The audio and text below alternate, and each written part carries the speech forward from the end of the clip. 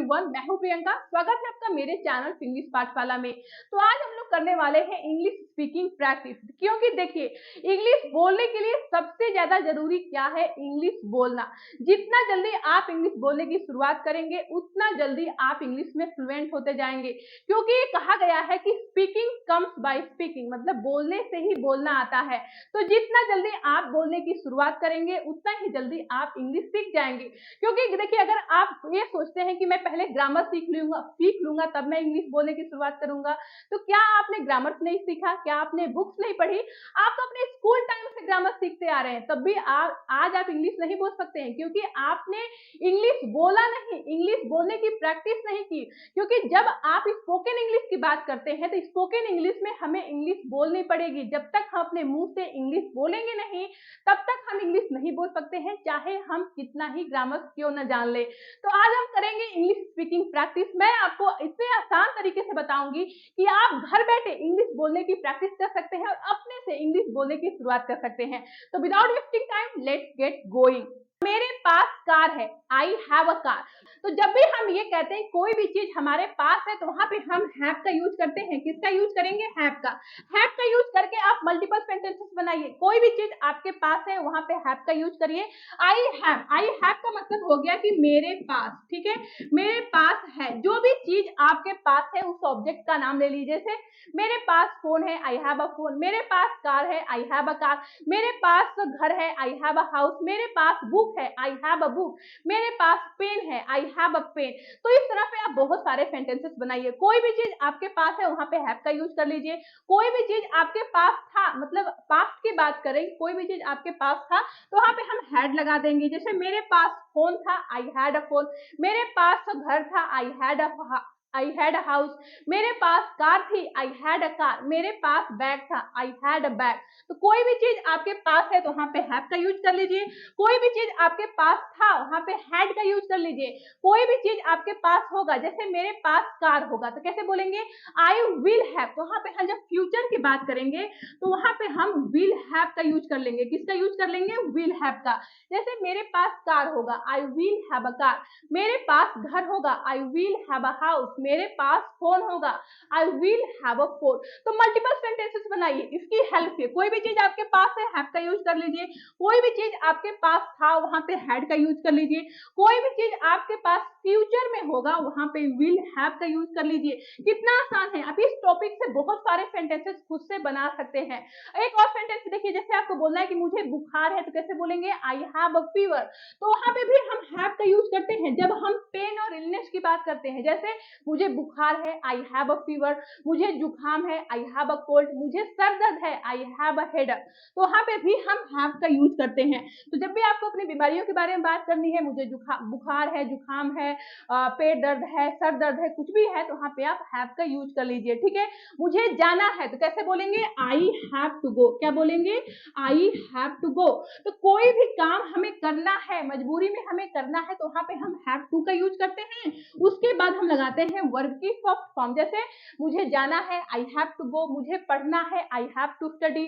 मुझे लिखना है, आई हैव टू राइट। मुझे पढ़ाना है, आई हैव टू टीच। मुझे सोना है, आई हैव टू स्लीप। मुझे आना है, आई हैव टू कम। मुझे इंग्लिश सीखनी है, I have to learn English. तो मल्टीपल सेंटेंसेस बनाइए हैव टू की हेल्प से। कोई भी काम करना है, हैव टू का यूज कर लीजिए।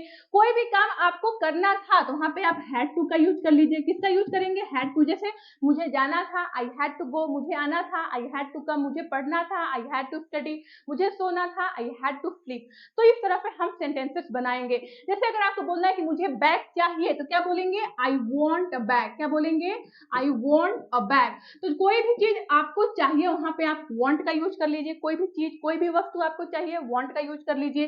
जैसे मुझे पेन चाहिए, आई वॉन्ट अ पेन। मुझे फोन चाहिए, आई वॉन्ट अ फोन।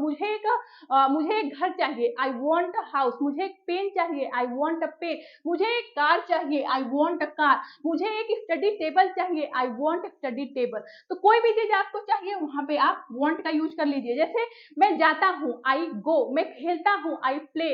तो कोई भी काम आप करते हैं, आपको कुछ भी नहीं करना है, सबसे पहले आपको लगाना है सब्जेक्ट आई, उसके बाद आपको लगाना है वर्ब की फर्स्ट फॉर्म एक्शन, मतलब जाना, खाना, पीना, सोना, बैठना, ये सब क्या है, एक्शन है, वर्ब है।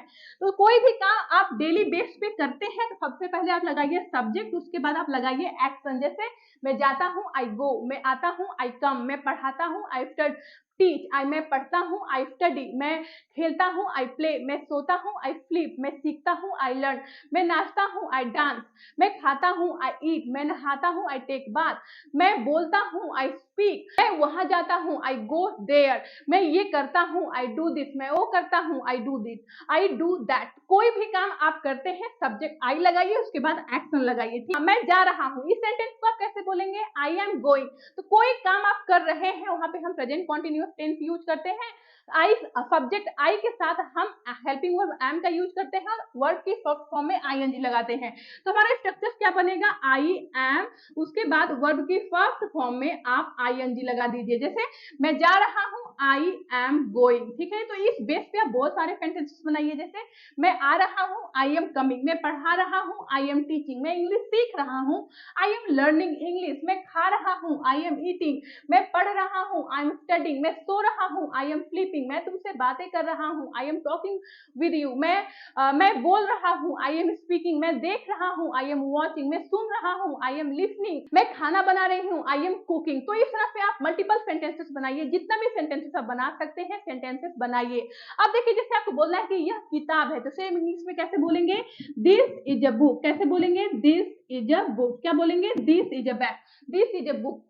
ओ किताब है, जैसे एक किताब है लेकिन दूर है, तो आप क्या बोलेंगे, दैट इज अ बुक। ठीक है, तो पास में तो कोई चीज थी तो आपने दिस का यूज कर लीजिए। जैसे बुक पास में है तो आपने बोला दिस इज अ बुक। अगर वही बुक दूर है तो आप क्या बोलेंगे, दैट इज अ बुक। क्या बोलेंगे, दैट इज अ बुक। तो देखिए, दिस और दैट की हेल्प से आप मल्टीपल सेंटेंसेस बना सकते हैं। आपके घर में, आपके चारों तरफ जितनी भी सारी चीजें हैं, जितनी भी सारी चीजों को आप देख सकते हैं, दिस और दैट की हेल्प से सेंटेंसेस बनाइए।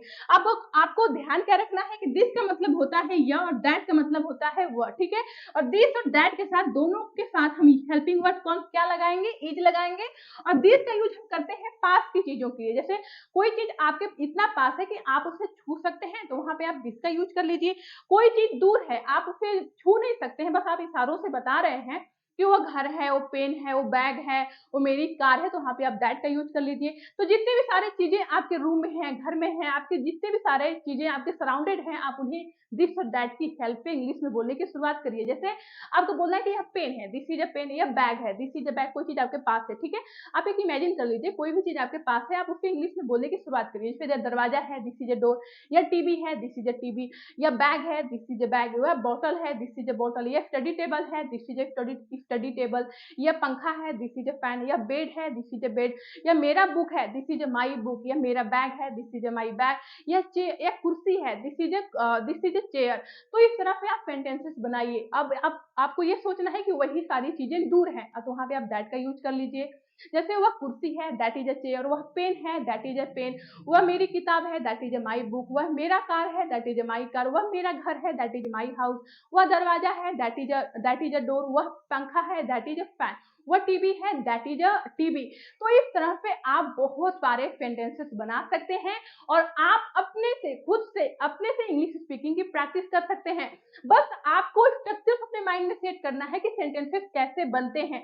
कोई काम आप कर रहे हो वो प्रेजेंट कॉन्टिन्यूअस टेंस में बनाइए, कोई काम आप करते हैं वो प्रेजेंट सिंपल टेंस से बनेगा, मतलब सब्जेक्ट, उसके बाद वर्ब की फर्स्ट फॉर्म। कोई चीज आपके पास है वहां पे हैव का यूज कर लीजिए। कोई भी काम आपको करना है, मजबूरी में करना है, हैव टू का यूज कर लीजिए। कोई काम आपको पास्ट में करना था, हैड टू का यूज कर लीजिए। कोई भी चीज आपको चाहिए वहां पे वांट का यूज कर लीजिए। ठीक है, मुझे बैग चाहिए, आई वांट अ बैग, मुझे पेन चाहिए, आई वांट अ पेन। तो इस तरह से आप अपने से बहुत सारे सेंटेंसेस खुद से बना सकते हैं और आप अपने इंग्लिश स्पीकिंग की प्रैक्टिस कर सकते हैं। तो आज हमने सीखा है वो तरीका जिसकी हेल्प से हम इंग्लिश बोलने की शुरुआत कर सकते हैं, यानी इंग्लिश स्पीकिंग की प्रैक्टिस कैसे कर सकते हैं घर पर खुद से। अगर आप इंग्लिश बोलने की शुरुआत करना चाहते हैं तो आपको इंग्लिश बोलनी पड़ेगी। अगर जब तक आप इंग्लिश नहीं बोलेंगे, आप ये सोचेंगे पहले मैं ग्रामर सीख लूंगा, पहले मैं वर्ड्स मीनिंग सीख लूंगा, मॉडल सीख लूंगा, पैसिव, एक्टिव, इनडायरेक्ट, डायरेक्ट सीख लूंगा, तब मैं इंग्लिश बोलने की शुरुआत करूंगा, तो ये इम्पॉसिबल है। क्योंकि अगर आप ग्रामर्स पढ़ते रह जाएंगे तो इंग्लिश कब बोलेंगे? क्योंकि आपको ये समझना पड़ेगा, जानना पड़ेगा कि स्पोकन इंग्लिश एक अलग चीज है, ग्रामर सीखना एक अलग चीज है। अगर आप इंग्लिश बोलने की शुरुआत करना चाहते हैं तो आपको ग्रामर सीखने की कोई जरूरत नहीं है। आप बिना ग्रामर में उलझे, बिना ग्रामर सीखे इंग्लिश बोलने की शुरुआत कर सकते हैं, अगर आप इंग्लिश सीखना चाहते हैं तो। हम मिलेंगे नेक्स्ट वीडियो के साथ, जिसमें मैं आपको बताऊंगी कि आप कैसे बिना ग्रामर के इंग्लिश बोलने की शुरुआत कर सकते हैं, वो भी वर्ब से। वर्ब मतलब एक्शन, खाना पीना, सोना, बैठना।